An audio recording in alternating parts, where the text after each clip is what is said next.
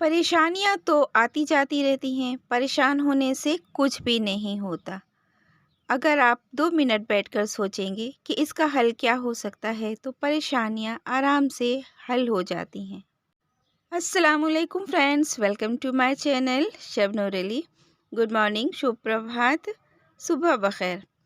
तो फिर फ्रेंड्स, यहाँ पर मैं कलर लेकर बैठी हूँ जो कि जमने वाला था और कुछ प्लांटर्स थे जो कि मैंने खाली किए। उसमें हर तरीके का कबाड़ है। ये सारे मेरे पुराने प्लांटर्स हैं जिसमें किसी में मिट्टी भरी हुई थी, किसी के पौधे सीज़नल होने की वजह से चले गए थे।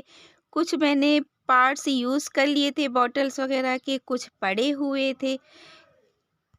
अच्छा, जो पेंट था वो भी ख़राब ही था क्योंकि काफ़ी दिन से रखा हुआ था और यहाँ टेरेस गार्डन में टीन शेड के नीचे जो कुछ भी रखा होता है, तेज़ धूप पड़ने से वो जमने लगते हैं पेंट, गरम होकर।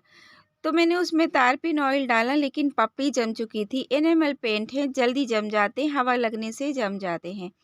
तो फिर मैंने सोचा कि चलिए इसको जमने से पहले, ख़राब होने से पहले सब का सब निपटा देते हैं। तो फिर मैंने एक फैब्रिक का टुकड़ा लिया और फिर इतने सारे प्लांटर्स को मैंने पेंट कर डाला। एक ही कलर में ख़त्म हो जाए तो अच्छा है, सूख जाएगा तो बाद में मैं रोऊँगी बैठ के कि इतना पेंट ख़राब हो गया। तो मैंने थोड़ा-सा टाइम निकाला, मेहनत की और फिर देखिए एक में रियो लगा है, एक में स्टॉक प्लांट लगा है, कोई पॉट है कि वो खाली है, मिट्टी लेकिन भरी है। तो इसमें प्लांट्स लगाने में आसानी होगी। आजकल कटिंग लगाने का बहुत अच्छा सीज़न है।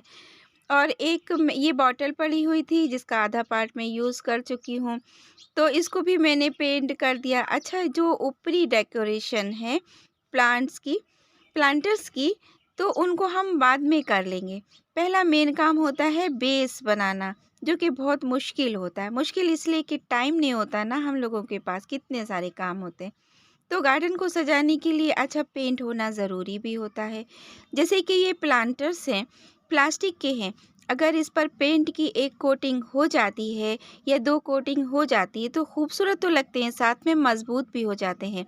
तीसरा फ़ायदा ये होता है कि इसमें आप प्लांट्स लगाते हैं तो हीटिंग का असर कम होता है। ये धूप में ही तो हमें रखना है और इतनी टेरेस की कड़क धूप, तो थोड़ा-सा इस पे जड़ों पे कम असर पड़ता है क्योंकि धूप कम पड़ती है।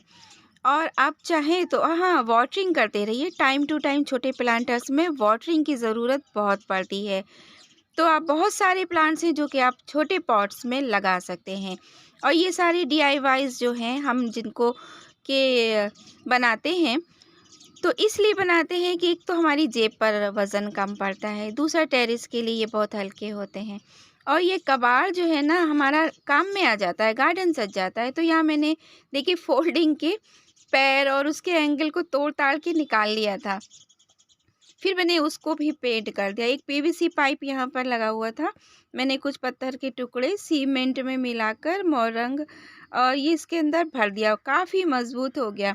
और फिर मैंने दोनों एंगल उठाए, बराबर से मिलाए और इसमें लगा दिए और पेंट कर दिया। तो अब ये मज़बूती से चलेगा और इस पे ज़ंग नहीं लगेगी और ये एक स्टैंड के तौर पर काम करेगा। मैं जब भी इसमें प्लांटर्स लगाऊंगी तो आपके साथ शेयर करूंगी। अभी तो मैं आपको पेंट को यूज़ करने का तरीका बता रही थी। तारपीन ऑयल मिलाकर मैंने सारे प्लांटर्स को तैयार कर दिया। ये फिर से नए हो गए हैं और गार्डन में एक कोने में रखे हुए बहुत अच्छा सा लुक देंगे और साथ में कितने सारे फ़ायदे मैंने गिना ही दिए हैं। तो देखिए वर्टिकल गार्डनिंग में स्पेस कितना कम लगता है। आपके पास अगर बहुत कम जगह है और पैसे भी नहीं हैं और प्लांट्स भी नहीं हैं तो कटिंग लाइए, लगाइए, प्लांटर्स घर से अरेंज कीजिए और पड़े हुए सामान को, कबाड़ के सामान को इस्तेमाल कीजिए और फिर देखिए आप कोलियस की cutting, snake plant, syngonium, money plant, palm की बहुत सारी वैरायटीज़ और पोर्टुला का पर्सलेन, मॉस रोजेज़, इन सबको कटिंग से लगा सकते हैं। बहुत से प्लांट्स को इस वक्त कटिंग से बना सकते हैं और ये खूबसूरती ग्रीनरी ला सकते हैं। तो फिर वीडियो को लाइक, शेयर एंड सब्सक्राइब। अल्लाह हाफिज़।